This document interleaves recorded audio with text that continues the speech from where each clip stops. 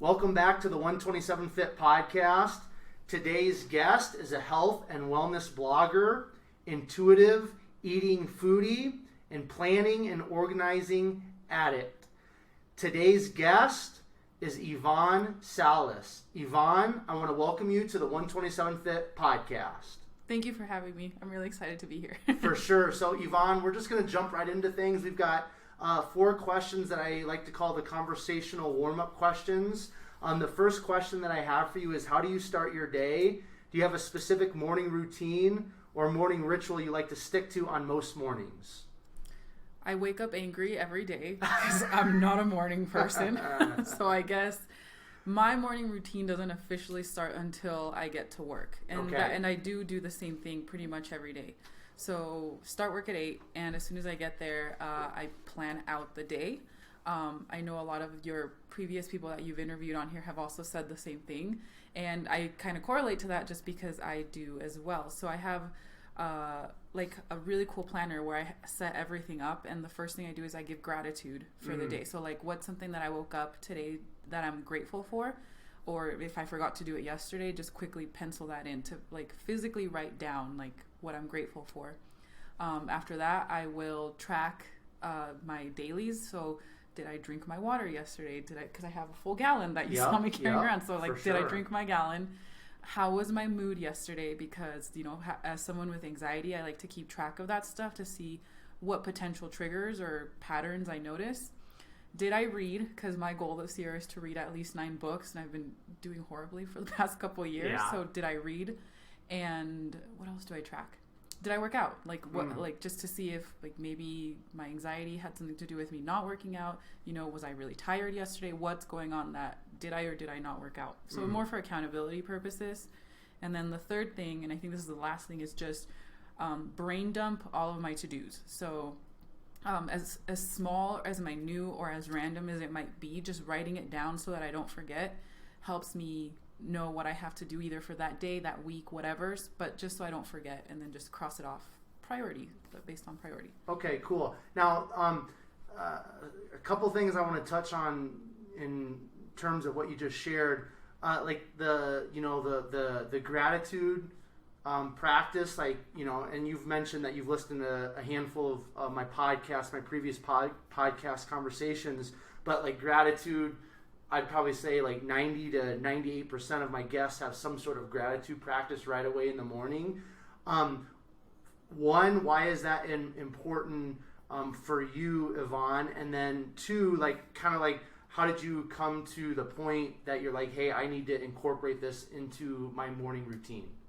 I think it's important to me just because we should be grateful to be alive. Like, it's something you should be doing regardless. Like, no matter what, everyone should just be grateful to be alive, because some people don't get that opportunity. For sure.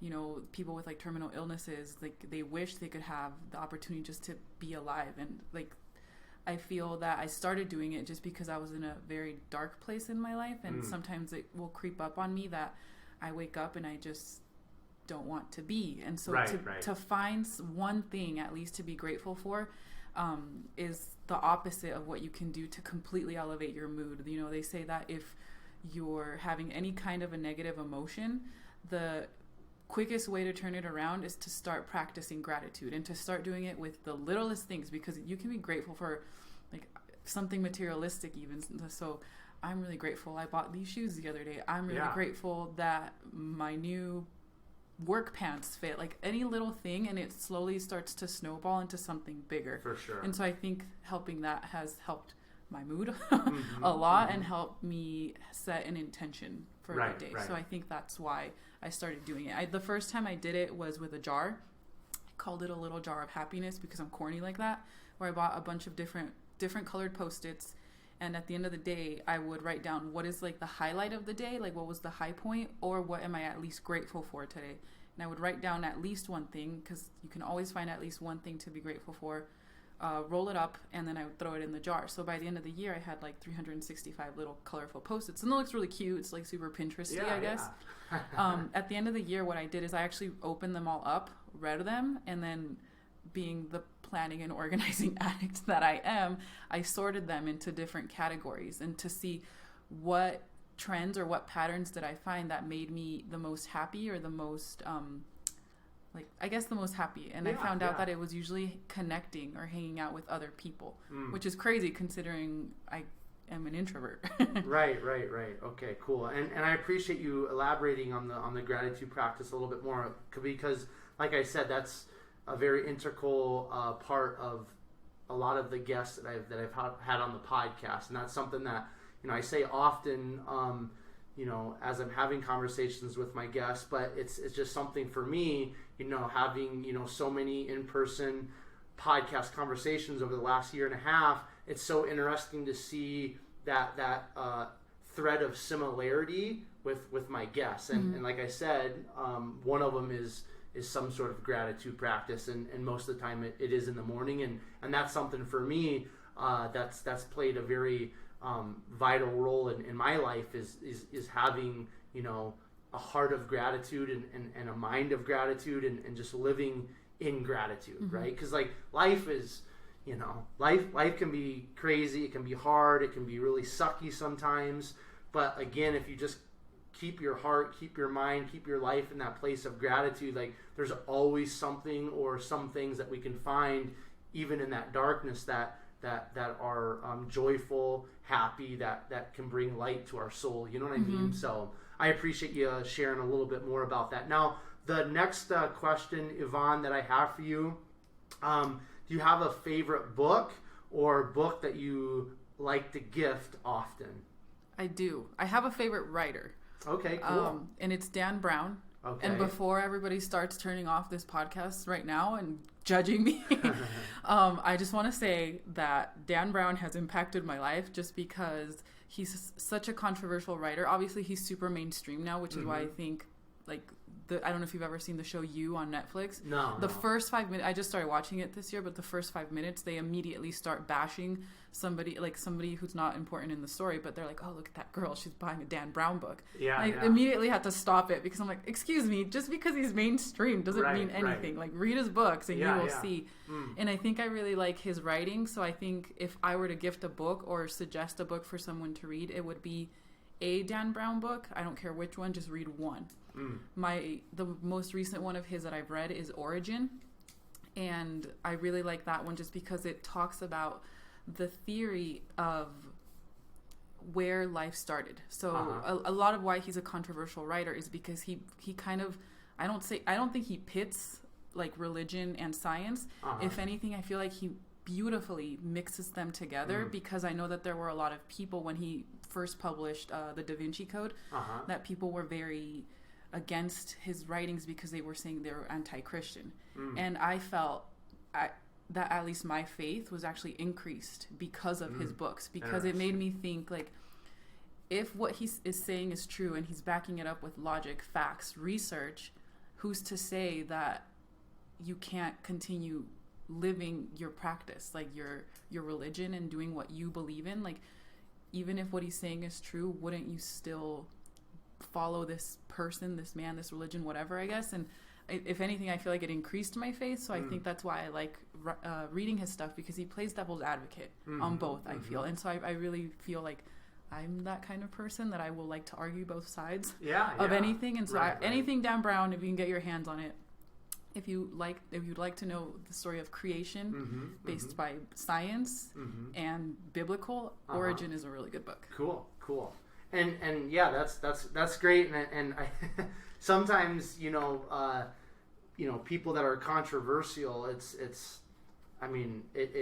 can be a very, it depends how they're being controversial, but that attention, is kind of like in the hands of the beholder. So like, in terms of Dan, it's like, man, you can use that, just like with social media. It's like you can use that for positivity and good, or you can use that for negativity and bad, right? So, and usually people that have a lot of controversy, there's a reason why they're controversial. And I think in terms of controversy, like, it's important for us as human beings. Like if there's like a polarizing figure, it's like, well, instead of like just jumping off the bandwagon or on the bandwagon or maybe throwing some shade their way, it's like, okay, like, like look a little bit deeper, right? I think that's something for all of us human beings is like don't just follow the crowd, like, you know, investigate, ask questions, have conversations. If you have an opportunity to actually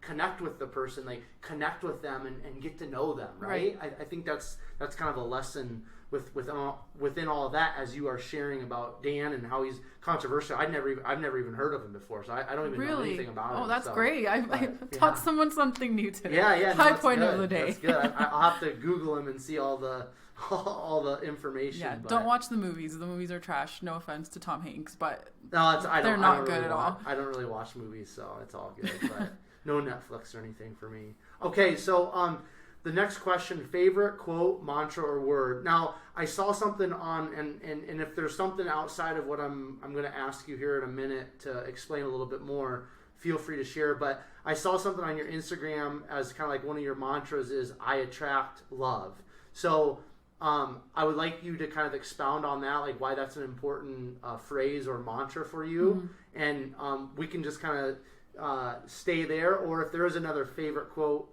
mantra, or word, you can also share that. But let's start with "I attract love." Why is that so vital and important? That phrase, again, that mantra in your life. I think so. That's my most recent one. Like, I mean, before we started the podcast, I was kind of telling you how I live my life through quotes and memes. That's really kind of how I get through the day sometimes. And I like to find different quotes, mantras, whatever, that reflect something that will be positive for your life. And that one was so simple, and I really liked it, and it resonated with me for the day, because there's a difference between a quote and there's a difference between a mantra. So if you've ever read the book The Secret, which I also recommend that everybody reads, it talks about using mantras or using phrases and thinking to attract what you want. So for example, the most common one that they refer to in the book is, I want to be rich. Like, I want to make a lot of money, because we all have financial hardships. Like, that's something we can all relate to, whatever. But, you know, I think when you're not in a good positive, or not in a good place, or not in a positive place, a lot of the times the Bible says it all too, you know, like the greatest thing that you can attract is love, you know, because God is love. So I feel like if you're not in a good place, what's the thing that you need most? And I feel like that is love. And so I think when I post that specifically, that's something that I wanted in my life. And so you need to believe it and, I guess, call to it, put it out into the universe, you know, like, I attract love, like, it's going to come to me. And that doesn't necessarily mean romance. It doesn't necessarily mean, you know, a person, a partner. It just means love through people, love through passions, love through connection. You know, to me, love can be defined by so many things. And I think we just, you know, with February and Valentine's Day that we just ended like a month ago or whatever, that's usually what people like associate it with. And love can be so much more than that. You know, like, speaking with you now, I see so much love with your craft, with what you do. To me, that is love. Right. Being able to do what you love, like people who practice their profession, and like, I think a lot of people who work in healthcare, like, they go through a lot of bullshit. And so I feel like for them, their job is love. So I think being able to just say, I attract love, will automatically put positivity into anything that you do, because you're doing it with passion, you're doing it with care, you're doing it for a good intent. So for that, at least that's for that day. If I was going to pick a quote that I tend to live my life by, I also stole it off of like some Pinteresty thing because I thought it was funny. It would be, how does it go? Are you going to bitch out or boss up? And then the second line says, first of all, I'm going to do both, because I feel like that's how I handle stuff sometimes. I know I'm going to get through it. I know I'm going to do what needs to get done. Like, you always have to just face it head on. Yeah. And I know a lot of people have said that, but I think people forget the emotional aspect through it, that it's okay to break down. It's okay to not feel good. It's okay to have feelings, I guess. And because I tend to be a person who suppresses them or not share them with other people. So when I say I'm going to do both, I'm probably going to bitch out over here on the side by myself and not tell anybody, but I'm still going to boss up and handle it. So don't mind me. I'm going to do both, but it's going to get done with a whole emotional impact on the side. I like it. Okay. What's because I'm pretty confident you have one or two or maybe 100. What's like just one word? What's one word that maybe it's your word for 2020, but what's a word that really, really resonates with you? And outside of like maybe the word love, but what's that one word that really hits home for you? Tenacity. Tenacity? Yeah. I feel tenacity kind of holds all of that together because it means being persistent, it means being consistent, and it means not giving up. Mm-hmm. I think it embodies basically everything I just said in one word. Cool. Love it. Okay, the last question in terms of the warm-up, favorite or most listened to podcast? Jen and Julian. Have you heard of them? What is it? Jenna and Julian. Jenna and Julian? So Jenna is Jenna Marbles from YouTube. She's a famous YouTuber. We're around the same age. I've been watching her for 10 years. And her boyfriend, Julian, I've literally watched them for years, for so long that I know how. So it started her with her YouTube. And then she dated a guy. And then she dated Julian. And I didn't like him at first because you never like the new person that... Even though she's not actually my friend, in my head she's my friend. Yeah. And I eventually grew to love him, and then they started doing YouTube videos together. So now it's her channel, his channel. They have a channel together of their podcast, so they simultaneously film and like record their podcast. Yeah. And then they have a gaming channel because he's super into like video games. Okay. He has, I think, a cooking channel, and then he has his own podcast. So they're just all over the media, basically. Their podcast is like Seinfeld. It's about nothing. It's just two individuals that you wouldn't even know that they're dating, but they're dating. There's such good chemistry between what they're talking about. I think the most recent one that I listened to is they were playing Shark Tank, which I didn't know what it was. And she pretends to be an investor and he pretends to be a buyer. And he's pitching sales ideas to her. So it's just like, that's one episode. And another episode, they just did nothing but talk about alien conspiracy theories. In another one, they played the newlywed game. In another one, they talked about what's wrong with social media. So they will bring in guests occasionally, but honestly, it's nothing but laughter with those two. Sometimes I have to shut the door in my office because I'll be listening to them while I work. That's funny. And people walk by and I'm cracking up. I'm like, what is wrong with her? I'm sorry. Can't help it. That's awesome. Good deal. Okay, so Ivonne, I want to kind of transition into your backstory. So if you don't mind sharing with myself and the 127 Fit podcast listeners, where did you grow up? What were those younger years like? Were you involved in extracurricular activities like music? Were you involved in sports? Talk about if you have any siblings. Just talk a little bit about the childhood, if you don't mind. Okay. This is the part where I cry, right? Okay. I'm just kidding. No, that's fine. I've had people cry before. I'm just kidding. I doubt that I will. I don't think I will. But I had actually a really good childhood. I was born in Mexico, from Cuauhtemoc, Chihuahua. And I moved here. Well, I didn't move here. My parents moved me here when I had just turned 6. Okay. We lived in Anaheim, California. It was my mom, my dad, and my little sister.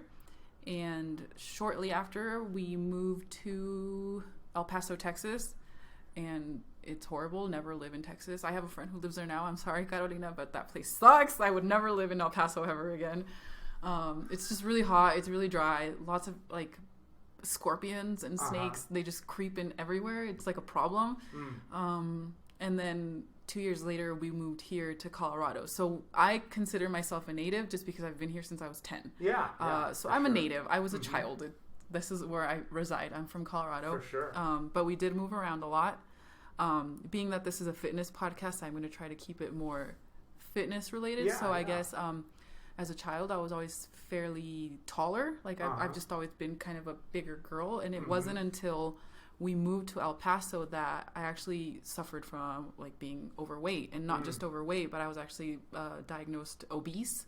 And I've talked about it with my mom as an adult because I had no idea. I mean, as a child, you don't really know about body image issues.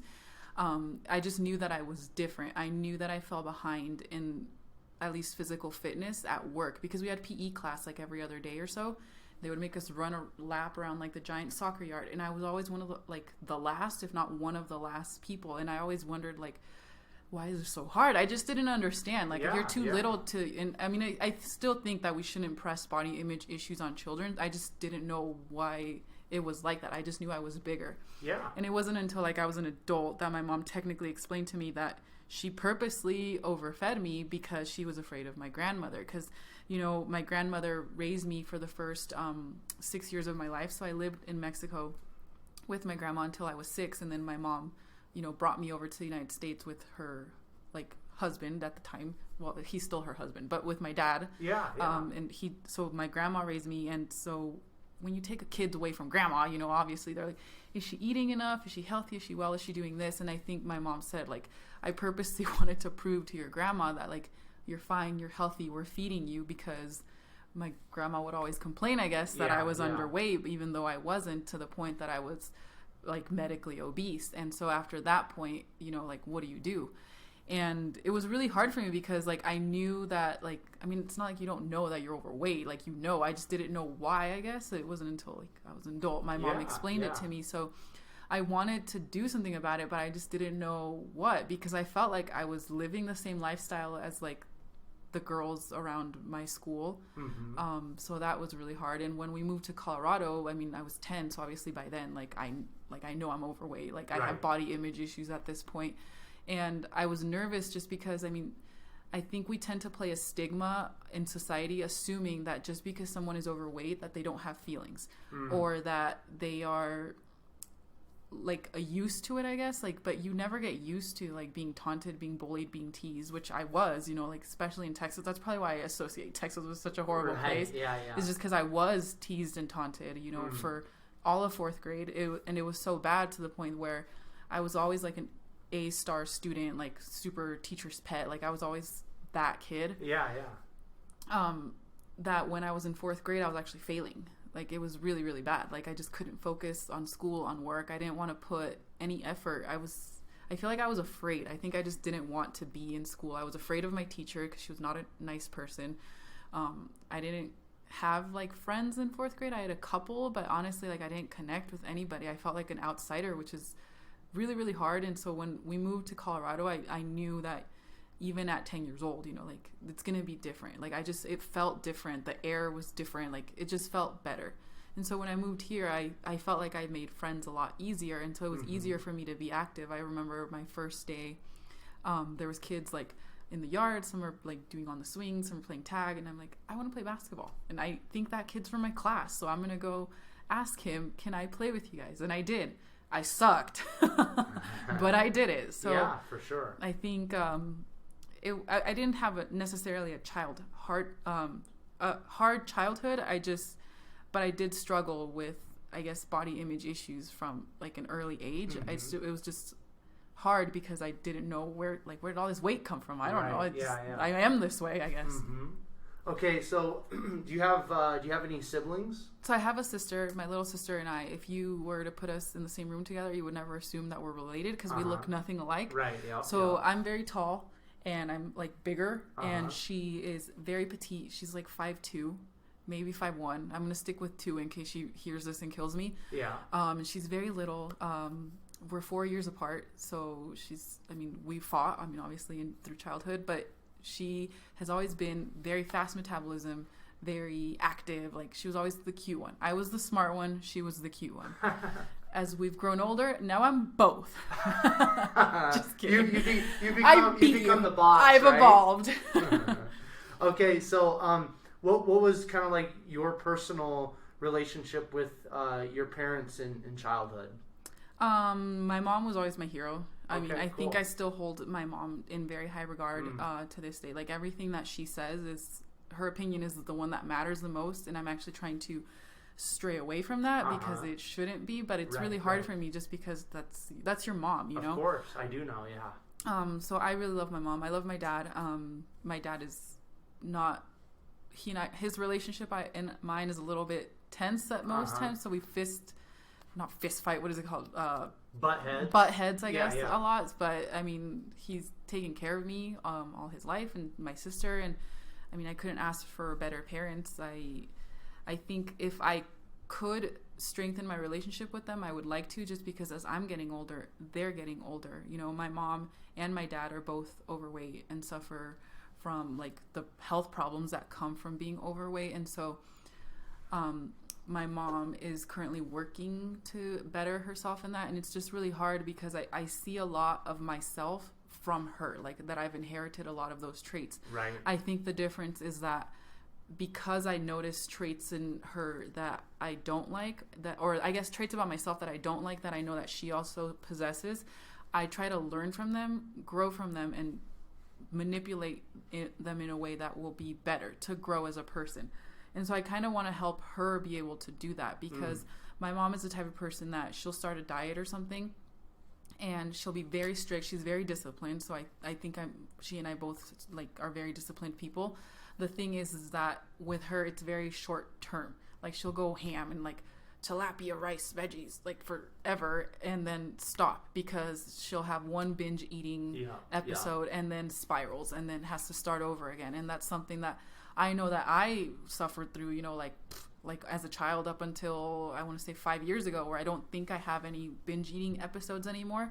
And I think it's because I've adopted that intuitive eating lifestyle, and I want to be able to provide that for my mom, my dad, and other people. It's just hard because I think to this day, and maybe, I mean, I don't know if anybody else is like that. I don't think to this day my parents see me as an adult. Like, I think they still like disregard my opinions and what I have to say. So it's really hard for me to put out there what I want them to understand when they refuse to understand. And I think if you want help, you have to accept that you need to be helped. And so I think that's the problem as of right now.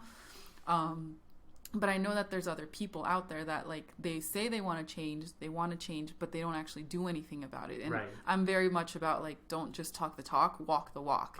For so sure. I think that's something that I want to, that's part of the reason why I started my Instagram too, is because I thought maybe if I was able to gain credibility with other people, like, look, mom, look, dad, like I kind of know what I'm talking about. Like, I know what I'm doing. I know how to help you. And I'm going to do it. So I think that's what I'm trying to work on with them, is showing through example, like how you can continue eating Takis, you can continue eating your hot Cheetos, you know, just don't eat a family size bag anymore. Right. Okay. So you said something very, very interesting to me, and it really hits home in the sense of like, you said you feel like your parents don't like see you as an adult, right? Okay, so and my mom, so I can relate to you in the sense of like my mom, she's my best friend. Like I tell her just about everything. She'll be listening to this. She listens to every episode, unless I tell her not to listen to one because they cuss too much or something, because she doesn't like all that. But otherwise, she's gonna listen to this. But you know, like with my mom, like, you know, she respects me. And we have an amazing relationship. All that, right?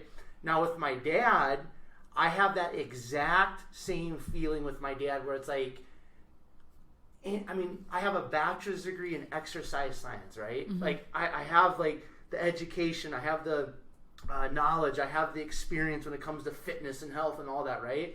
But it's like, I always feel, and I'm 32, like I'm a grown man, but I just have this feeling like with my dad, it's like I can tell him anything and everything, whether it's fitness or it's about, you know, life, whatever. Like I can tell him stuff, and like, but I just always, I have this feeling like he just doesn't respect my opinion, because he's my dad and like I'm his son. So like he's up here and I'm down here. So I don't have that with my mom, but with my dad, like there's just and it's just his attitude. It's the way he responds to me when I share stuff with him. And again, whether that's fitness, life, whatever it is, it's just like I always get this feeling around my dad that like, again, he's up here, I'm down here, he's the dad, I'm the son, and like he doesn't respect like what I say, and he's just not going to listen to me, right?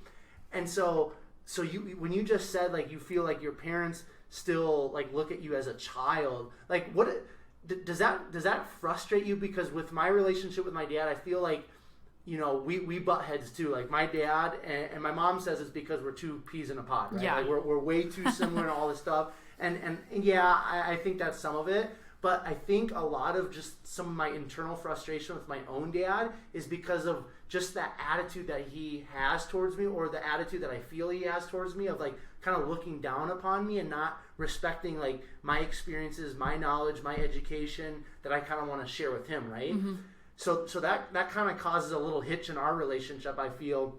So when you said that, I'm like, that kind of had a light bulb go off in my mind, Ivonnce, because I want you to kind of expound on that a little bit, because like I've never had this conversation with anybody on the podcast, and it's fascinating to me because it's something that I've struggled with my dad. Mm-hmm. So like, what does that do for you when you feel like your parents still maybe look at you as a child or maybe treat you as a child? Does that cause some frustration within you, or is that just something that you've kind of learned to shrug your shoulders at and say that's mom and dad and it's all good? I wish I could say one or the other, but I feel like it's still both, because it's still very, very frustrating. It's it's almost like a toll on your own, like how you feel about yourself, because it's your parents. So kind of how you were saying, they're up here, you're down here, and you don't want them to see you that way. You don't want to be above them. You just want them to see you as an individual and respect you for your views and your knowledge. Mm-hmm.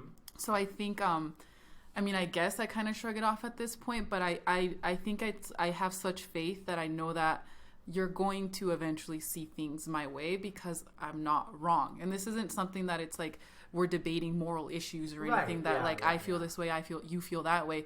No, it's like science, like health and fitness and this like wellness is backed up by facts, nutritionists, researchers, dietitians, like everything that I'm suggesting to you or that I can help you with. It's not just me pulling this stuff out of my butt. Like I am in love with this. Like this is something that I'm passionate about. So obviously, like, if I can't help you, I can guide you to find resources to be able to help you.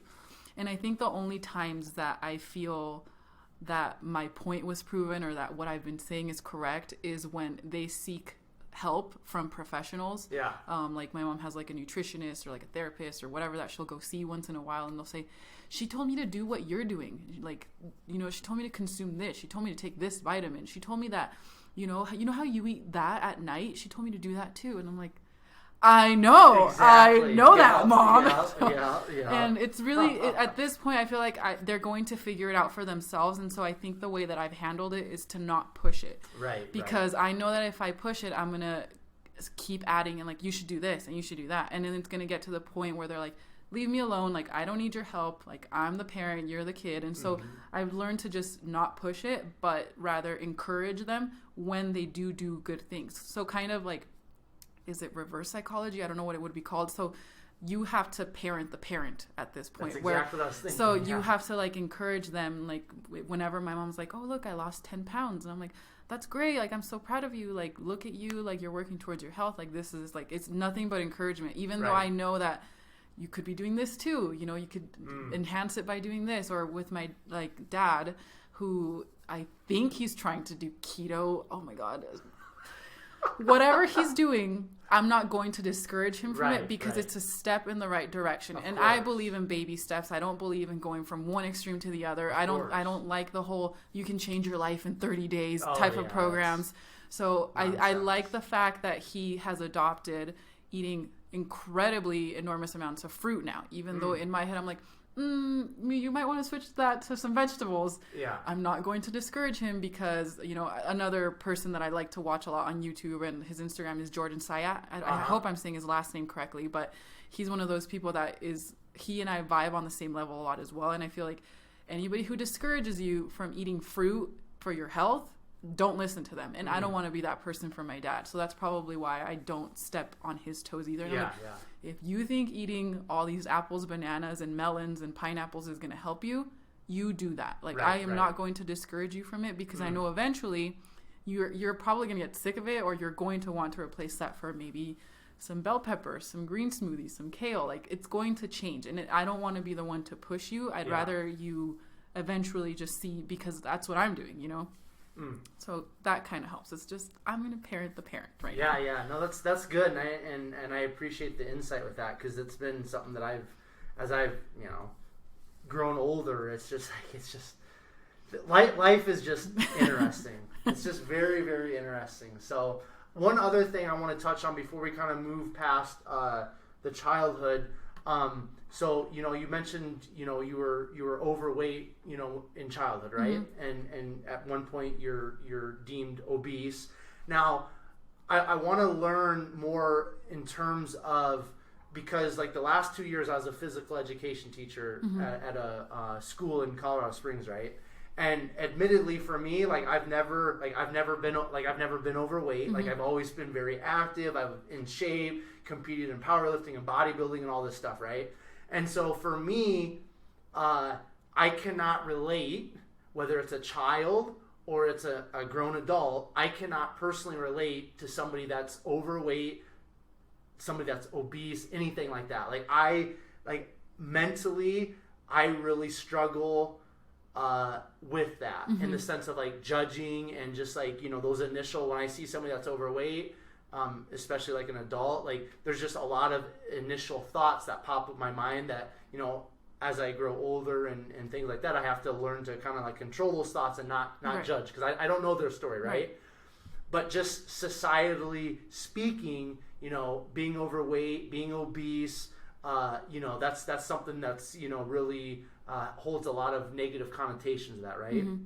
So what I'm trying to get at, Ivonnce, is like, for a parent, for a teacher, for us adults that might have some interactions with kids, what's kind of like, what are some ways that we can like reach those kids? So like, I'm specifically thinking in my mind, like I'm a physical education teacher. I know all of these kids, whether they're overweight or, they're underweight or they're at a healthy weight, all of these kids in our society, they need movement, right? Mm-hmm. And I'm of the, opinion that, kids, especially like in physical education class, because a lot of times they have like PE maybe once a week, maybe twice a week. They're 50-minute classes or less. By the time you go through a warm up, do different things, like there's just not a lot of activity and movement within our public school system here in our country, right? So I'm of the opinion that like these, like I, as the physical education teacher, like these kids, I need to push these kids a little bit, mm-hmm. right? Like they need to learn what, to break a sweat is. They need to learn that like when they sprint hard, like their lungs are going to maybe burn a little bit. And like,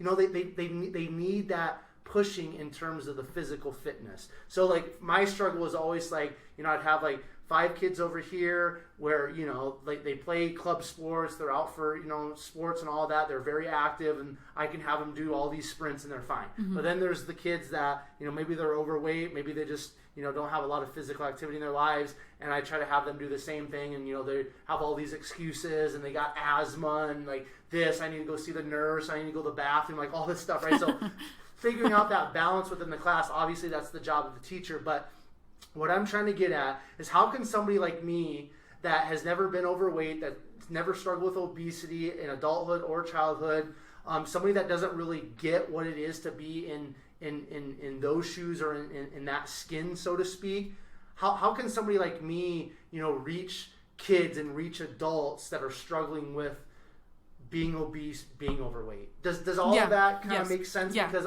I, again, admittedly, like, I don't get, and obviously when you're a kid it's different, but like I don't get how an adult can allow themselves to get to that point. Right.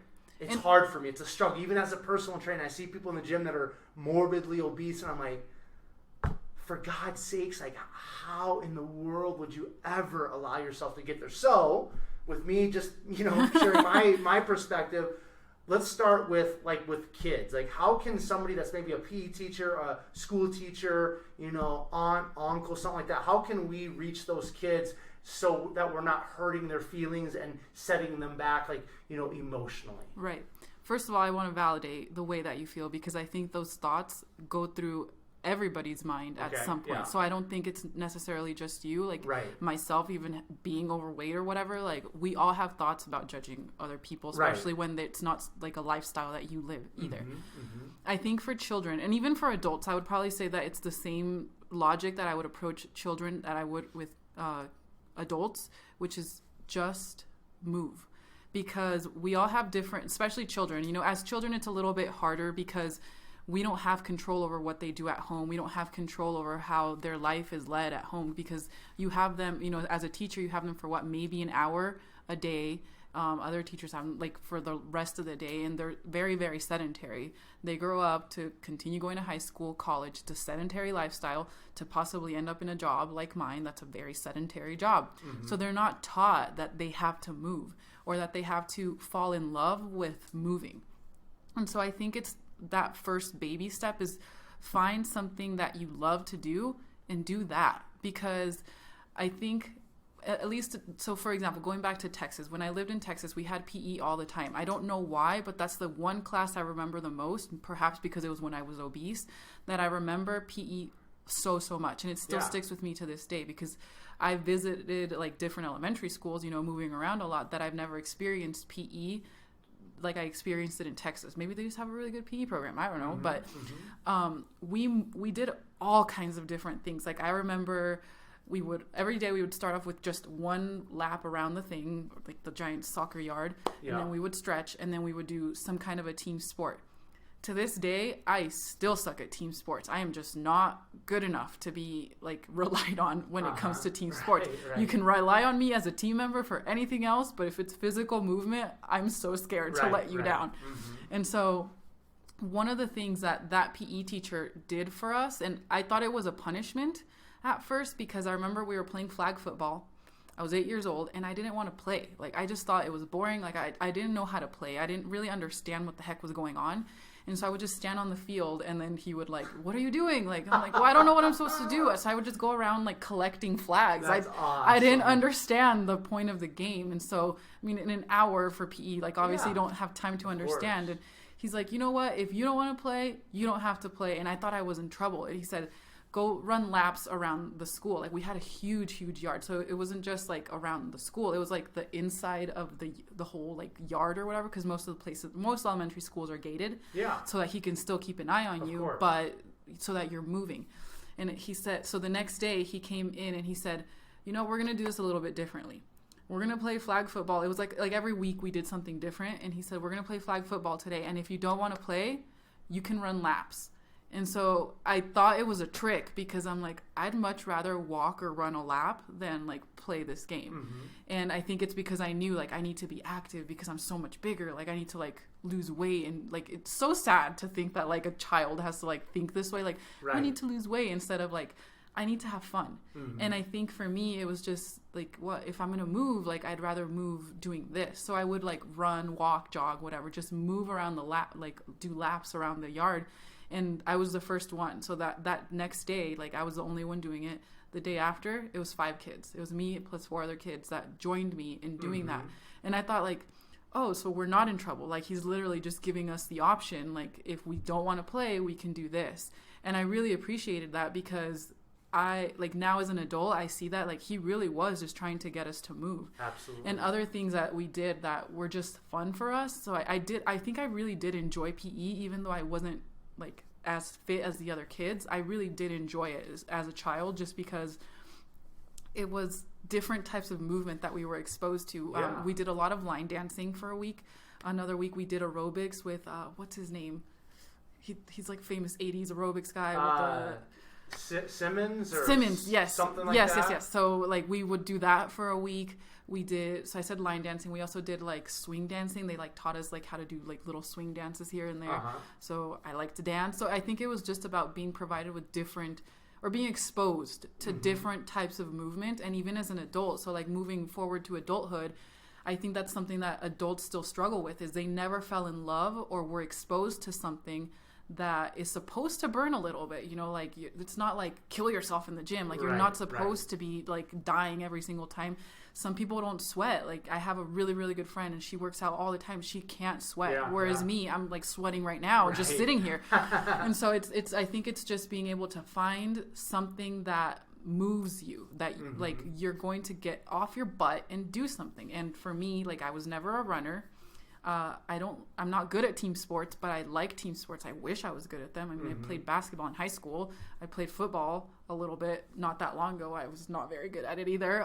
But it's just that finding something that you're in love with. And so I think there's like a quote or like a meme or something that I saw out there that says like, you need to fall in love with something that makes you money, something that gets your body moving, and something that like stimulates your brain. I would like to add in there something that also like brightens your soul. Like if that could be something else that I would add in there.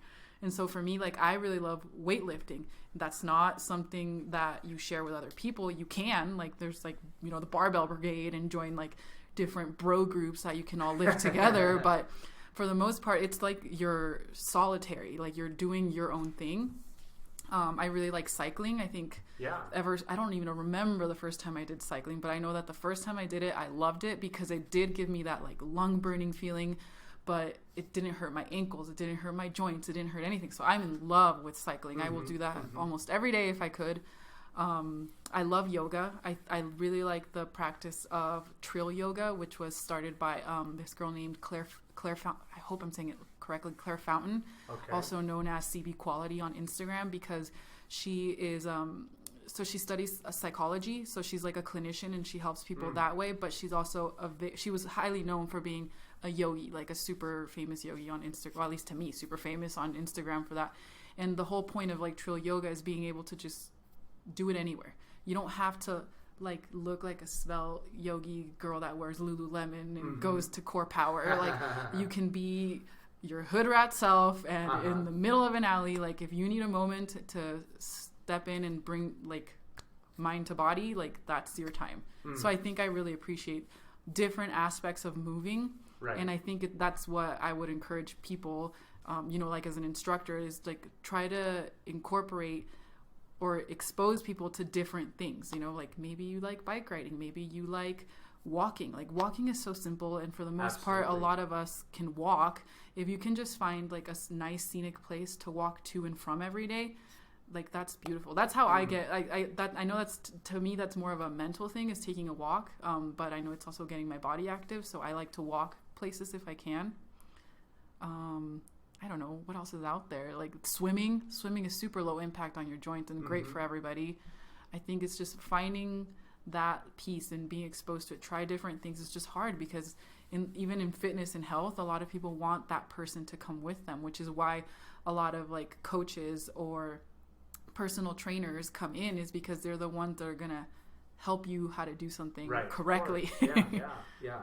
No, that's great. And my takeaway from that is just move. And that's something for me when I was a PE teacher, like I would just, because there's so many excuses and like, I see right through all that. But then, when you're in public education, like you can't, as a PE teacher, like you can't push them too hard, because then I'm going to get called into the principal's office and there's going to be emails and like there's all this craziness, even though the kids need to be pushed hard. But that was something that I had to like, because I'm just like very like I've struggled with a lot of anxiety, and I'm just like very like I like to have like everything just nice, neat, organized. Like I like my kids would come into the PE classroom, like they would be like in specific lines and like all this, and then like when you're working with kids and just real life, it's a mess, right? So like any of us that have like a little bit of OCD, anxiety, and want everything to be all nice, neat, organized, like when you're a school teacher especially, like just throw all that in the garbage, because that's not going to work, right? But what I learned is that and that's the thing too. It's like you've got some kids where it's like, dude, like if you just do like these kind of like these dainty little like movement exercises, just walking, like you're gonna lose a bunch of kids, because they want to sprint, they want to race, they are aggressive, they need that. So what I learned is that, okay, if you don't want to participate in sprinting today, if you don't want to do the running today, if you don't want to do the burpees, whatever we're doing, just walk. And it's like, just you can walk. We're outside, walk around the outside of the fence. And so that's where I kind of like had to allow myself to go, instead of just pushing and pushing and pushing and pushing. I was like, okay, Quentin, like at least they're moving. At least they're not sitting in front of a screen just vegging out.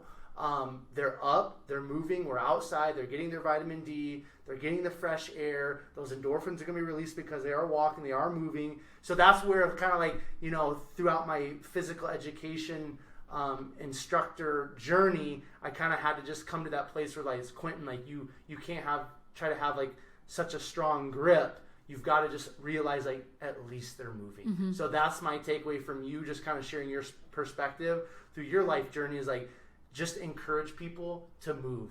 Find something that you enjoy. Like my mom, she loves gardening. Okay, well that's not quote unquote exercise, right? Like we would like term it, but she's moving. She's on the ground. She's with Mother Nature. She's in the sunshine. All that stuff, right?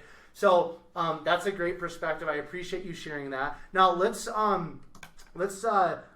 on kind of like post high school. So after you graduate from high school, kind of like just share a little bit of like what life was like for you, Ivonnce, after you were done with school in terms of high school. So I graduated high school, and I think the first thing that I did, honestly, is as soon as I turned 18, I signed up for Bally Total Fitness. Okay. I think that was like my mom's gift to me. Like I was so excited because you had to be 18. I don't think it's like that anymore, but for the most part, most gyms, they require you to be 18 to have a membership with them. Yeah. And, going into college, I had heard about something called the Deadly Freshman 15. Yeah, I had no idea what that was. And I was already overweight. Like I've just been overweight this whole time. Like I've gotten like healthier and healthier throughout the years. Like I started weightlifting when I was in high school, playing basketball. So at this point I was active, but I was still like overweight. So like it's just maintained, like just smaller but still there. Yeah. And so when I turned 18 and got my membership, one of the things I was afraid of is hold up a second, like I'm gonna gain another 15 pounds on top of what I already look like. No thank you. Yeah. So I think that's why I really wanted that membership, because I wanted to at all costs avoid getting the dreaded freshman 15. I didn't. If anything, I escalated and my journey got even better.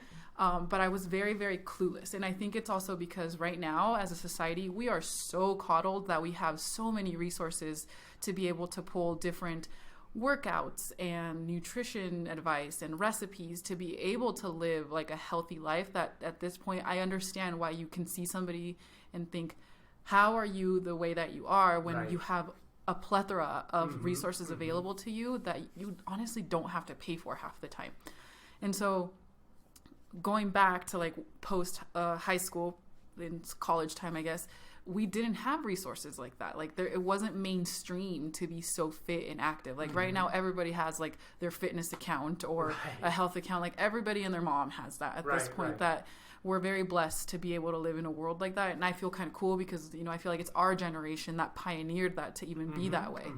And so I think my journey started off the same way as most anybody of us, at least in our age group, started, which is just doing what we thought we could do. I mean, because I wasn't educated. I honestly just taught myself and like what I had to do. And when I was in high school, it was so between middle school and high school, something that I did was every day for that whole summer break, I would run to like my apartment. We lived in apartments, to like the apartment gym, and I would do the elliptical for 30 minutes. I did that for a month. The next month, I'm like, maybe I should try weights. I don't know why. I think it's just because in my head, I use logic very, very weird. This is how I thought about it. And I hope I can get this out correctly. And I'm going to go back to Egypt times. So during the times when they were building the pyramids, nobody there was overweight. Everybody was like, if anything, starving. And they weren't working out. They were just eating whatever food they had. In my head, I assumed like apples and bananas and whatever local vegetation was there. And then all day long, their job was just moving heavy bricks from one place to another. You're just lifting heavy things, and none of them looked like buff, crazy bodybuilders. Right. So that was my logic going into it. If I go to the gym and lift weights every day, no matter how heavy they are, I'm not going to get big and bulky because, again, being a woman who didn't know what the hell she was doing, that's your first like scare, I guess. Like, I don't want to look like all bulky like a man. Like that's every woman's first fear. But in my head, I thought about it. I'm like, these Egyptians back in the day moved these heavy ass bricks all day long, and they didn't get bulky. If anything, they were tiny. I'm going to do the same, apply that logic to now. I'm going to lift weights as heavy as I can, just do what I can, and maybe it'll work. I honestly just took a risk in my head because I didn't know what I was doing. Well, it worked because I shrunk crazily, like so just 2 months from middle school to high school, which are also very like important years because your body's still changing. So I applied that same logic post high school. So while I was in college, I'd go to the gym every day, do the elliptical, and then I was going to do weights the month after.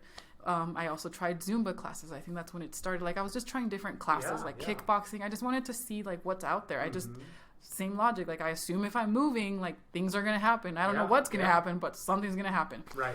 Well, I mean, I'm an introvert, but I'm also very friendly. I would say like I like making connections with people as much as like internally sometimes, we're judging each other or whatever, I do like making friends and making connections with people that are like-minded. So I would I became a regular, so obviously I became friends with like the front desk, and to this day I think that's something about me, that no matter what gym I go to, I'm probably going to end up being really good friends with whoever your front desk staff is, because I'm going to be here very, very frequently. And so that's kind of what happened, is I became friends with like the front desk staff and like some of the trainers or whatever, and pretty soon like we were lifting together. We decided to like cooperate and come in at the same time. I do my thing, you do your thing. Sometimes we join forces and I do some of your exercises, you do some of mine, and that's honestly kind of how it's been ever since. But for the most part, it was just bro science, as they call it these days. Whatever you guys say, whatever like we find, like let's try these workouts, man. Like I found this, I found that, and these were in the days where Jacked was probably filled with drugs. I don't know if you remember that pre-workout, but Jacked was crazy. So it was those days basically. Being in college, I don't think it affected me in any way, just because I went to MSU Denver. I graduated with a bachelor's in speech communication. Okay, cool. And I went part-time for a lot of the time, just because I had to work enough hours. So I had to work enough hours that the money I saved up from work could pay off school. So it was like a balance. I could only afford to go to school this much, so I had to work this much. So it was like a balance. Like the more I worked, the less I could go to school. Or the more I went to school, well, I still had to work more in order to pay for those classes. So it was a very weird balancing act, but I did it because I paid for it all out of pocket. # no student debt for me. And I did it all by myself. So it took me 8 years. But I mean, who's to say that everybody goes through the traditional 4-year college? I think if you are able to do that, congrats to you. You are very privileged and you are very blessed to be able to do that. And I congratulate you. But I don't think there is a timeline to be able to do what you have to do. If it's something you want to do, you're going to do it. And I honestly didn't think I could go through life without not having at least my bachelor's in life. So for me, it was very important to get my education. But honestly, sometimes I look back and I think, I'm like, how the hell did I manage working full time as a supervisor, working like 40 plus hours, going to school like 18 credits plus my last semester, having a social life, and still going to the gym? Like I still look back sometimes, I'm like, what was wrong with me? I don't know. Like, how was I able to manage it all? I have no idea. I am going to have to do some introspection and let you know on that at least. Cool. Okay. So, I want to touch on,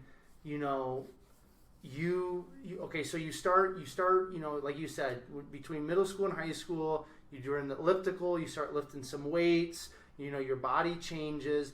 Let's talk about just, that experience that you've had in terms of, adding physical fitness into your life, seeing your body change. Like obviously that's got to have like a huge, powerful, positive impact on you just throughout, all areas of your life, right? So let's just talk about that journey, like, starting to implement physical fitness, between middle school, high school, your body starts changing, you get into college and you continue that.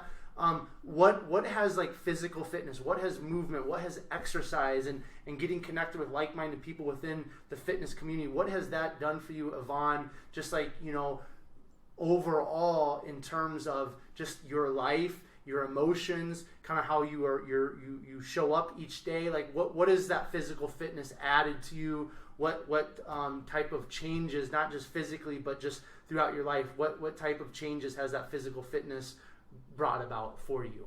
I think it saved me, honestly, because at first it was really fun. Like it was like something new. At first, honestly, I'm not going to lie, it wasn't fun. I actually dreaded it because most people, they go to the gym like, oh, I have to go to the gym.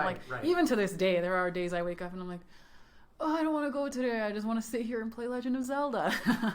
But, you have to make it a habit. So I got to the point where it's a habit where if I don't go to the gym, I'm going to be in a pissy mood for the rest of the day or all of day tomorrow. I'm going to feel guilty. Like, it's like not brushing your teeth. Like, I think we as a society need to learn to incorporate movement and nutrition into our life so that it becomes a habit. So it's something you don't have to think about rather than something you have to plan out. Because you know how they say, like, if it's important to you, you'll do it. Well, physical fitness shouldn't I wish we could move into a society where physical fitness wasn't important, because it was already part of our daily lives. Just like waking up, showering, washing your hands. Like, I wish it was that easy at this point, but it's not, because that's not how we've grown up. In any society. I don't even think Canadians do it, which is where we all try to strive to be. I feel like it saved me, just because after I stopped dreading it and I made it a habit. After making it a habit, I feel like I got into it because it was fun. Because after that, I found friends. I found a community.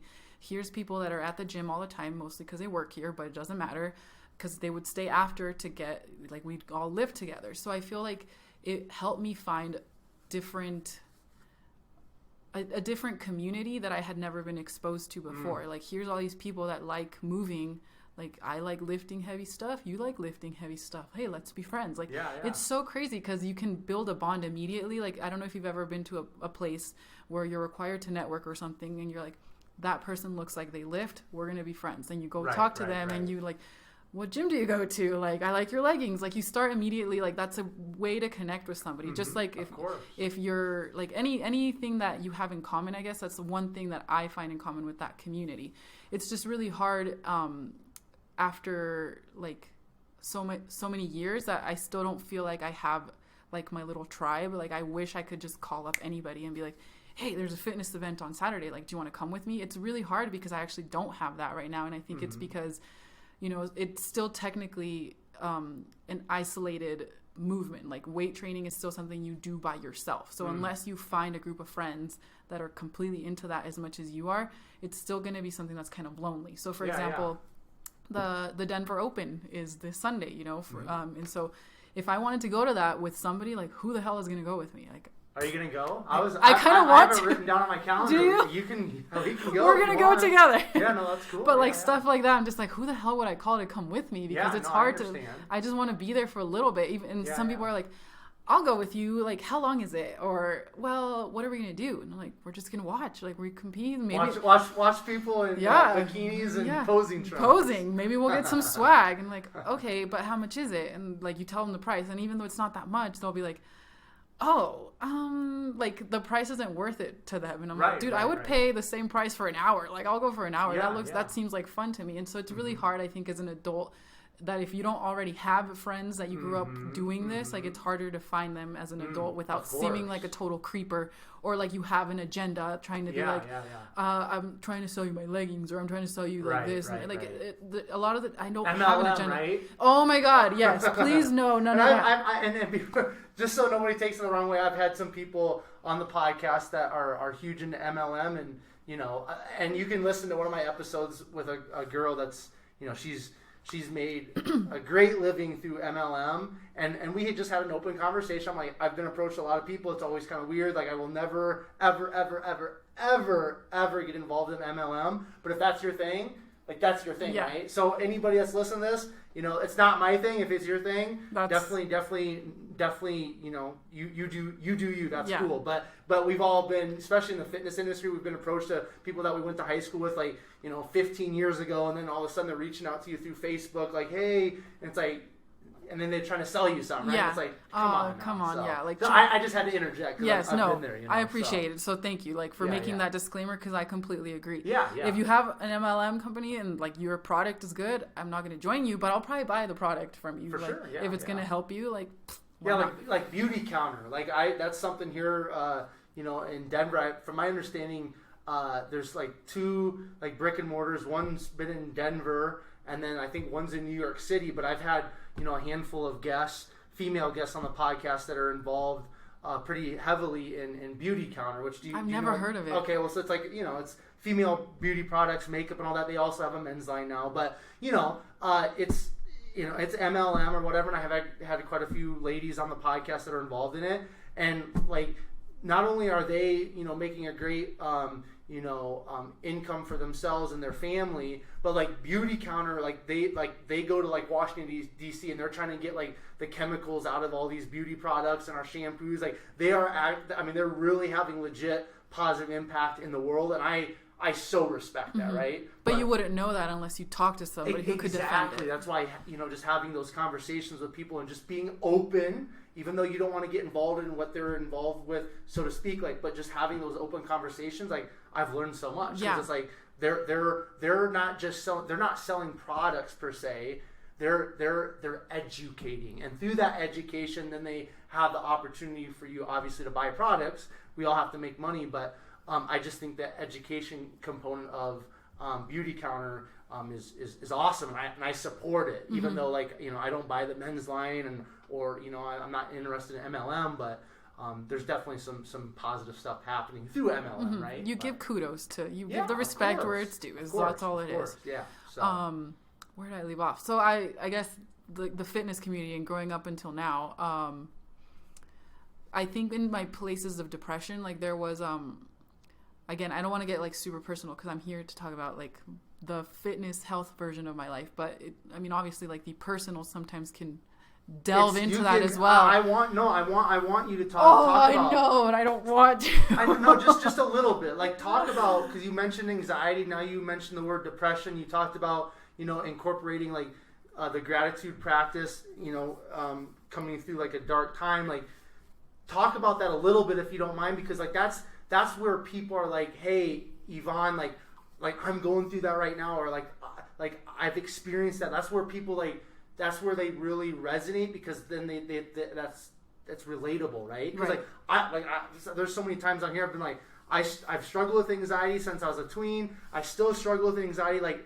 It's who I am. Right. So as much as you're comfortable with, but just touch on it a little bit. Yeah, no, of course. That's who you are, I know what right? you mean. Yes, yes. So I guess it's because I don't like talking about it, just because it's almost always involves the whole aspect of relationships. So there have been relationships that I've been in that they go significant others, right? yes, so romantic relationships where things go sour and they don't work out like they plan or like I planned. And so I think the thing that I always had, you know what, I'm not going to hang out with so-and-so today, or that relationship is over, or this is going to happen. The gym is always there. As corny as it sounds, the gym is always there for me. Yep, I'm pissed or I'm sad today. I'm not feeling it. I'm going to go do some and that's usually where some of the best workouts come from. A lot of the bodybuilders that their podcasts that I have listened to, that I've met or that I've watched their YouTube or whatever, a lot of them got their start because of a horrible heartbreak or because of something I feel that's something that we can all relate to, is there's usually one person or one heartbreak or something significant in their life happened emotionally that drove them to find physical fitness as their outlet for stuff. And to this day, that's still how I handle stuff, is I'm very mad at you. I need to go slam some medicine balls or something. I'm going to go do something. And so I think that has helped me a lot, because I didn't know that I had depression until I started through insurance companies, obviously, thank you for paying for some of that. It still comes out of pocket, but insurance covers some of it, that you can go see somebody and talk about it. And it makes me realize that depression isn't really being sad. It's not just I'm sad or looking sad. A lot of the times the happiest, peppiest people are the ones that are the most depressed. That's why that meme came out a while ago. I don't even know if it's a meme, but it was a quote that came out that said, check on your strong friends, because those are the ones that are probably struggling with stuff. I saw that, And I kind of feel that way, because I usually try to put on a brave face for everybody, for everything. I only want to show the most, who doesn't want to show only the most positive aspects of their life? Because I feel the negatives in mine can be very, very extreme, and I'm afraid that that's going to scare people off. And so I tell people this, who I am on Twitter versus who I am on Instagram are complete polar opposites. And that doesn't mean that I am Twitter Ivonnce or that I am Instagram Ivonnce. I'm both. And I think that's something that people struggle to understand, is that you're not one person. You're not one, you are one person, but you have many facets. You're everybody's like a diamond. You're cut in different places to make you shine the way that you do. There's places with shadows. There's places that shine brighter than others. And I think that we need to be able to learn and understand people for both the good and the bad. And I think, at least recently, I've kind of stopped using my Twitter for that same reason, just because I feel the people that I allow to follow me on there are getting a different version of me that I don't want to share with people anymore. And if I do, I want to do it constructively because I'm very destructive, at least on right, that end. Right, yeah. Whereas on Instagram, I feel like that's who I want to show who I am to people. And I've had like coworkers and close friends approach me. They're like, Ivonnce, you're like my life coach. Ivonnce, you should show me how to do this. You should show me how to do that. And I'm like, I'm really glad that you look up to me, but reconsider. And I say that jokingly, but at the same time, I think I feel super, super honored for them to even consider me on such a pedestal on stuff sometimes, because I'm like, I'm a broken individual. And I think that's why I like going to my church, because that's one of their mission statements that they talk about, is saying, we're not perfect people. Like, we are all broken individuals searching for a more perfect God. And that makes me feel so much better, because I feel like stepping into church, sometimes you go in there thinking like, I don't deserve to be here. I'm about to be set into flames. Like, if only like these people knew how I really am. And it makes me really happy to know that when I go there, when the pastor is preaching, he says that we are all that way. Like, we are all in here. We're all imperfect. And it makes me feel so much better that like, I can be who I am and you can still feel loved. Like, even though like you're not at your best, you're not having you're not being able to present yourself the way you want to be, like, you are still loved by somebody. Because I think on my worst days, even after the gym, and if I come back and like I'm still having anxiety, I'm still suffering with depression, because there are days where like you have really destructive thoughts. Like, you might not show it. Like, I think that's probably something that's like really, really scary with depression, is it doesn't look one certain way, and everybody wears a mask, and those masks are so well put on that you can't see it. Like, that's what's so scary, is you can't see it. So I think that's why people think that like, oh, I think so and so has depression. Like, no, they're probably just freaking sad. Like, they're honestly just showing you that they're sad. Right. And so I think being able to truly connect with people and asking them like how their day is, how they're going. Like, there's people that I don't get along with, and I'll try to play devil's advocate and go into their psyche. Like, why don't I like this person? What are they going through? What is their story? Like, what could be their reason for acting this way towards me? And really like what is that called? Like disseminate the information that I have about them, to see like, maybe they don't like me because of this. Maybe they don't like me because of that. Sometimes a person just doesn't like you because they don't freaking like you. That's not a big deal. Like, people are just not going to like you sometimes. And I think it's important to be able to recognize that just because you don't like somebody doesn't mean you can't respect them. Because there's only like a couple people in my life where I feel like I don't like them, but that doesn't mean they don't deserve my respect. Of course. And I hope that to treat people like politely. I think there's not ever enough politeness in this world. Like, I'm not a mean person. I feel like I have mean thoughts, I have mean judgment, I have mean feelings, but in no way do I act upon them. That's why when I said in the beginning, you need to be more than like talking the talk, you need to walk the walk. Because the way, and so again, I know I use the Twitter, Instagram analogy, but it's very true of how I am. Like, who I say or what my thoughts are usually literally just brain dumped into Twitter, because I feel like if I have a negative feeling or a negative thought or a negative anything, I need to get it out. Like, I don't want it inside my brain. I don't want it in my, like, so if it's not at the gym, I'm going to like put it on Twitter, get it out into the world, and then I don't care about it. I forget about it. I could literally be sitting like on the bus and chilling and just put, oh, this stupid lady, she hates me. Like, she got on the bus before me. She cut me in line or something. Like, screw her. I hope she has a horrible day. Done. And then that's it. It was just a thought. It doesn't mean anything. And I think the thing that's hurtful is because once something is published, it's out there for the world to see. So that's what you are. You are that hateful person that was just talking crap about somebody on the bus, on Twitter or whatever, versus on Instagram, I'm like, I just want everybody to have a good day. Like, I hope you're all feeling great. I hope this, I hope that. I am both people. Like, that's what's scary is I know I'm not the only one that feels this way. I think I'm one of the few that like publishes it and addresses it, is that like I am both people. And so right now, I think what I'm trying to do is those thoughts, instead of publishing it, I'm journaling them. I think that's safer for the world to protect them from my internal thoughts, because I'm not going to act on them, but you don't know. Like, sometimes the thoughts that you have can be so dark where you just don't want to be, that you don't want to let other people be hurt because of your own thoughts. And I think it's important to seek help, because not everyone is going to reach out to you. That's why I really appreciate you having me on the podcast. That's why I really appreciate your craft and what you're doing, just because that is what you're doing. You're allowing people to share stories. Of course. And it can be therapeutic. Like that's what what you're doing now is technically therapy. And I think people don't understand that like, if you're not feeling well internally, like you need to seek help. Like, and it doesn't necessarily, I mean, if you can't afford professional help, find somebody that's willing to listen to you. And I think just venting, kind of like, I try to keep it simple. So just like with fitness, like just move. If you don't feel well internally, just talk.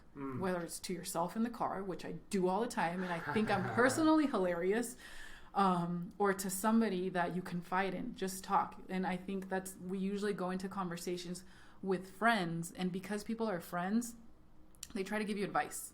And I don't like unsolicited advice half the time. Unless I ask for it, like, don't give me advice, because more than likely, I already know what I'm planning to do, or I already know what I'm going to do. So by you giving me advice and me not doing what you say, you're going to feel disrespected. So I'm that type of person that I'm a friend people tell a lot of stuff to, because I don't give advice, which is actually really weird, because sometimes that's what they're asking me for. They want my advice. And so I have to ask, like, do you want my opinion, or do you want like actual advice? Because sometimes they'll contradict the two things. So you need to, like, do you want to be coddled, or do you want me to sugarcoat and tell you what you want to hear, or do you want me to tell you what I actually feel? Because they're going to be different. And so I think it's important that when you listen to somebody, that you're listening and not being ready to respond right away. And I know speaking previously to the podcast, I know that you exactly feel this way too. Of course. Okay. Let's touch on, we've been going for almost an hour and 20 minutes. So, oh, geez. No, it's good. Time flies when you're having great conversation. So I want to touch on intuitive eating. Now, for those of us that are involved in fitness and are, on social media, intuitive eating is kind of, become, buzz terminology, right? But for a lot of people, they don't know what it means. I mean, I think most people probably understand like what it is to be intuitive, but how do you combine intuitive and eating? Like, what is, practically speaking, Ivonnce, intuitive eating? Well, to give you the basics, I would first say read the book if you can. It's called Intuitive Eating, and you can find it anywhere. It's a pretty good book. Intuitive eating is basically just learning to listen to your body cues and feed yourself that way. And it means also giving into cravings, but not binge eating. So I think a lot of people who suffer from BED or binge eating disorder turn to intuitive eating. And I know that a lot of competitors, especially female competitors that suffer from body dysmorphia post-show or after they're done competing, because at some point you have to stop competing. You just don't want to, and that's not a way to live. They will suffer from either binge eating disorder, body dysmorphia, or both. Yep. Of course. And I think a lot of them have trouble stepping into intuitive eating. And I think it's important that if you can do it while you're competing, because there are people that can do it like in between competitions and stuff, that if you can manage that practice, it'll be so much easier long term. And basically what it is just eating till you're full. Because if you listen to, who is it, Louis C.K. or Jim Gaffigan, he does a stand-up and he talks about, I don't eat till I'm full. I eat till I hate myself. And that's a lot of what Americans in general do. Like, we just eat until our plate is clean. Yeah. And the book talks about that, like how we as a society are trained to finish everything off our plate. And mostly it'll come from either being raised as a child, where they say, well, you need to finish everything off your plate before you can go do this. Or if you don't eat everything, like there's kids in Africa that are starving. And I think something that the book says is like, well, yeah, if you don't eat all of this, there are kids in Africa that are starving, but by you finishing that, are you still helping them? No, you're not going to like send your leftovers to them. You're not doing anything with that. So, I mean, compost it, obviously, like help recycle and save the world. But I think it's seeing it differently. People tend to overeat sometimes because of guilt, because either they learned as a child that you have to clean everything off your plate, or because it's going to magically save some kid in Africa, and it's not that way, and it can lead to obesity. And I think that's part of the problem, is that while we have like physical education classes, we don't have nutrition classes. Right, like we are not taught to eat as a society. Like here and there they'll touch on it as like a couple courses in a science class, but most science classes tend to focus on biology and like the sex ed classes, and then as you get older into anatomy, physics, chemistry. Where's nutrition? Like, we eat every day. Like, we should be making it part of our regular curriculum. And so I think intuitive eating is just basically, first you need to learn the basics of like nutrition, like what are the macronutrients, what are micronutrients, what should you be feeding yourself off. I know, for example, Christine, who was on your podcast before, talks a lot about like being able to feed yourself and like not going hungry, like learning your macros. I don't know if she's the same person or if you had other people who talked about like the plate method, that if you have a plate, 50% greens, like the other, 25 protein, 25 carb or something. Yeah. Like whatever is easiest for you. But I think the most you can simplify eating, the best, and which is basically just, what am I hungry for? Like, am I actually hungry? And I think that's the difference between intuitive eating and knowing nutrition, is that they go hand in hand, because you can eat healthy. And I think people confuse intuitive eating sometimes with just giving into cravings. And I hate that, because sometimes I'll see Instagram accounts that glorify intuitive eating with just giving into eating a pound of chocolate. And I'm like, no. Just because you have a craving for chocolate doesn't mean you should eat a pound of chocolate right now. And I think one time, I don't remember when or if I could even remember the post, but I posted something one time about how if you're craving this, try this instead of this. It was like eating an alternative. Like if you're craving like chips, eat like almonds, or eat pretzels, eat this. And somebody who was also like an intuitive eater like commented, and we went back and forth. It wasn't hostile or anything. It was like on a discussion, and we talked about how, well, intuitive eating is, if you're craving pretzels, just eat pretzels. And so that's kind of what we discussed, because I'm like, well, yeah, just because that's technically true, but a lot of, like I said, you have to listen to your body. Like, are you actually craving pretzels? Are you craving a salty food? Or have you eaten? Are you possibly just thirsty? Are you craving them because they're immediately like accessible to you? You know, somebody brought them into work, or have you been thinking about like pretzels or something for a whole week? Like, what is it that your body actually wants? Because they say, you know, like when you're craving a certain food, it's because your body's asking for a certain nutrient. And I've learned that a lot about myself too, which is why I track my mood and my anxiety, because I've noticed that whenever I track that I'm really tired, I start craving sugar. And that's natural. That's like science saying like, hey, your body, like, I need sugar. Like, I want all the soda. I want all the chocolate. I want like anything that's sugar. And I've noticed that that's what it is. I'm like, I'm not actually craving it. I'm sleepy. Like, I need to get some sleep. And so I think that's the difference between, well, not the difference, but I think that's what people need to realize about intuitive eating, is that it is about listening to your body, but being able to understand it, not just giving into it. And I think that's where people don't seem to understand the line. And I've had to reread chapters or like reference back to books, because sometimes I'm like, I really want hot Cheetos or something. And I keep thinking about it. And I'm like, okay, I think I just want hot Cheetos. I do need to just like, I'm going to go give in to my craving, because it's what I want. It's what I want to eat. I'm not going to binge eat a family-sized bag, or, you know, I want a slice of pizza. Like, you're not going to beat yourself up over eating food. Like, food is love. Food is meant to be enjoyed. Food is an experience. And I don't think people should deprive themselves from like such a beautiful joy in life. You know, there's only a few things that feel so sinfully good, and like, we're on earth to enjoy certain things. And so I think food is one of them. So I think everyone would benefit from reading an intuitive eating book and really learning from their own habits. Very well put. My problem is I can eat a lot, and that's why like I have my food is very strict, because like if I ate intuitively, I just keep eating, and then I would be obese for sure. Yeah. But it's just, for me, like I don't know, I have a lot of different, you know, issues or whatever that stem back from childhood or whatever, but just like I don't know, food, I just keep eating. Like, my mom, like, well, you know, in the past I've gone to like a buffet, and like I'll just eat and eat. My mom's like, where do you put all that food? And I just eat. But then the problem is like I'll just keep eating and I don't feel hungry. And then once I feel hungry, it's like, then it's to the point where I'm like okay, like I don't even feel good now. You know what I mean? So like it's crazy. So I for me, like I have to, like I write down, even if most of the time I eat the same food every day, but I write it down, and it's like, okay, when I get to this point, like I'm done, like I have to stop, because I'll just eat and I'll eat and I'll eat because food is good. It's portion control is what it is. I know. I can't. You have to do it. I can't do it. So I gotta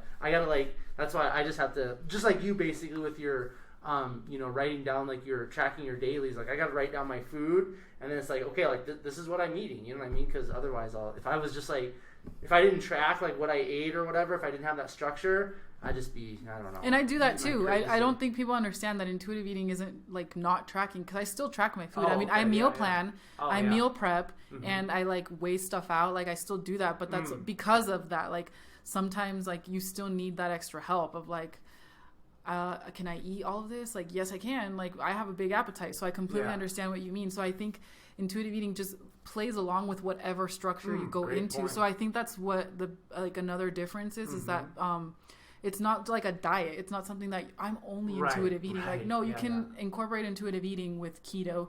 You can incorporate intuitive eating with like counting macros or tracking or whatever. I don't think that there's anything wrong with it. And I feel like I'm going to get people coming for me like in the comments at some point later saying like, no, it's not. Intuitive eating is this, and this. And like, no, it's not. Intuitive eating is just literally learning to listen to your body cues. That's all it really is.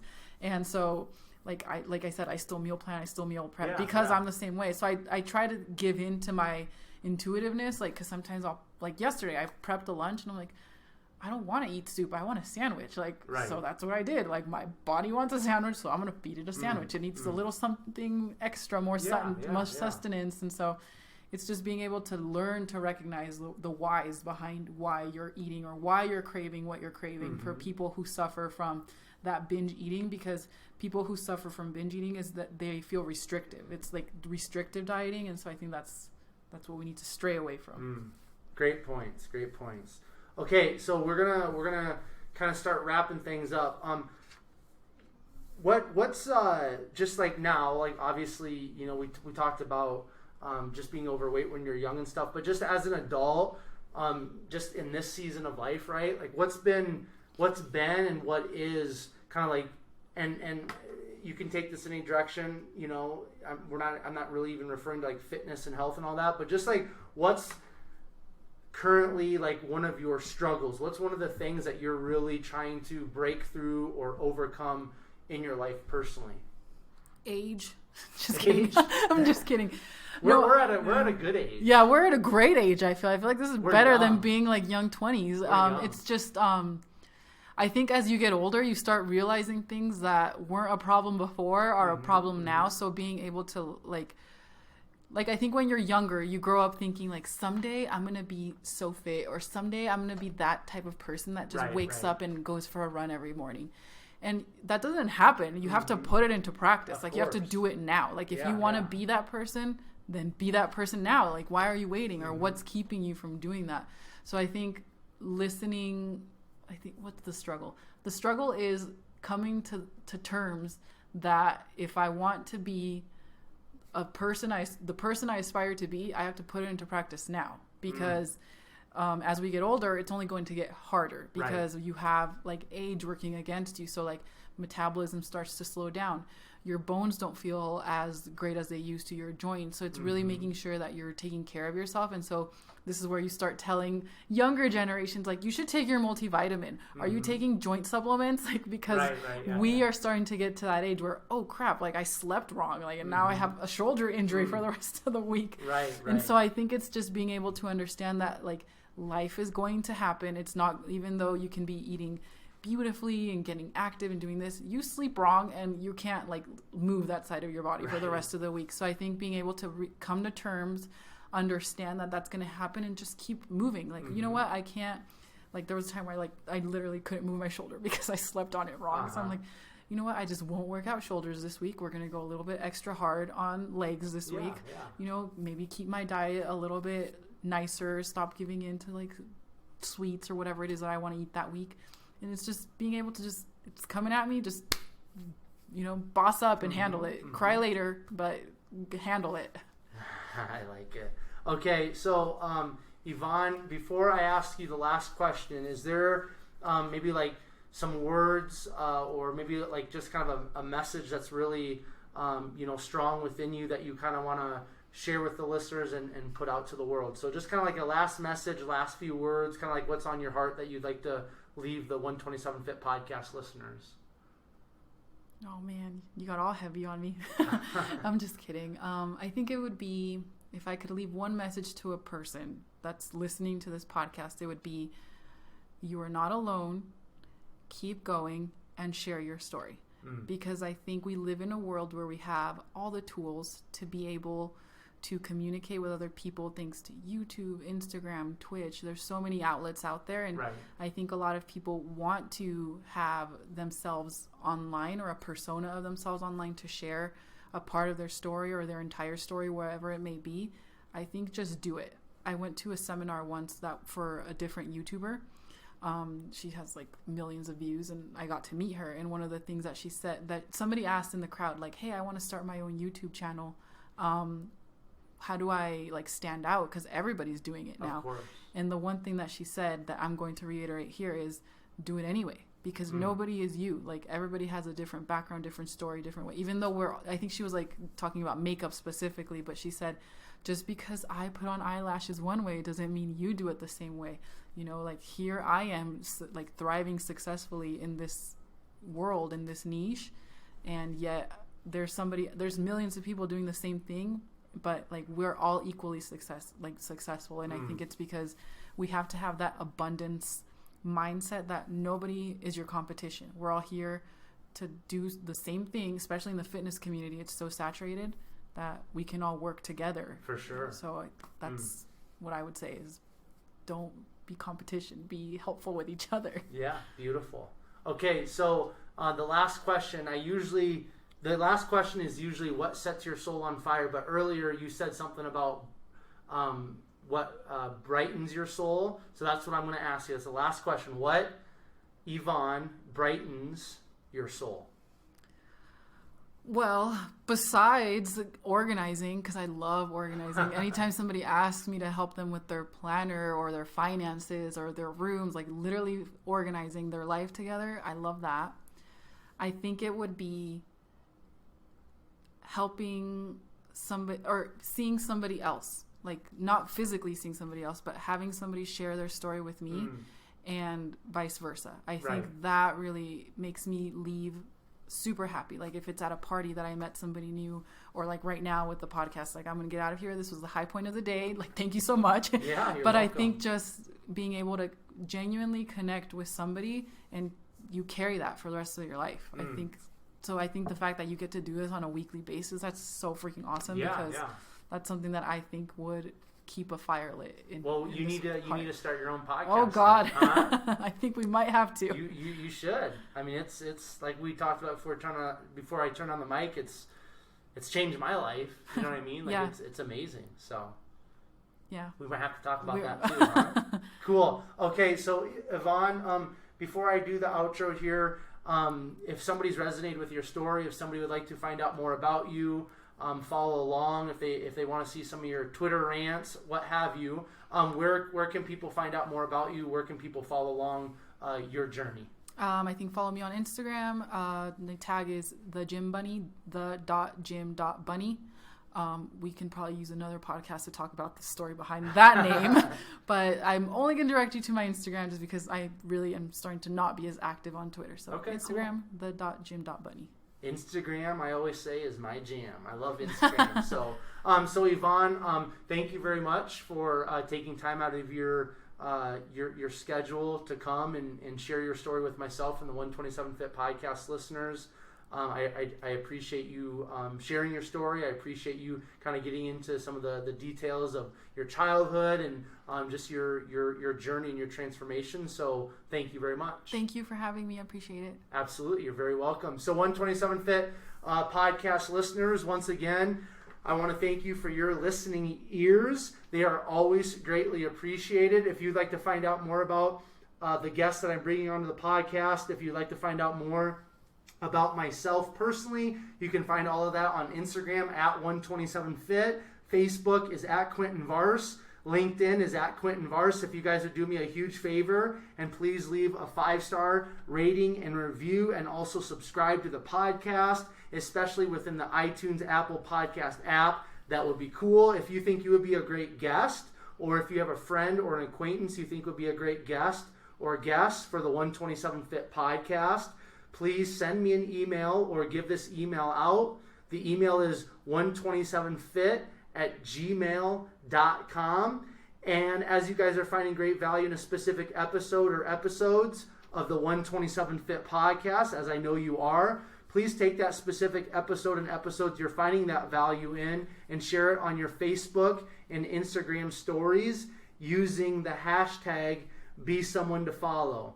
And per the usual, I will leave you with Proverbs 24:10, which states, "If you faint in the day of adversity, your strength is small." This time, until next time, I will catch you guys later.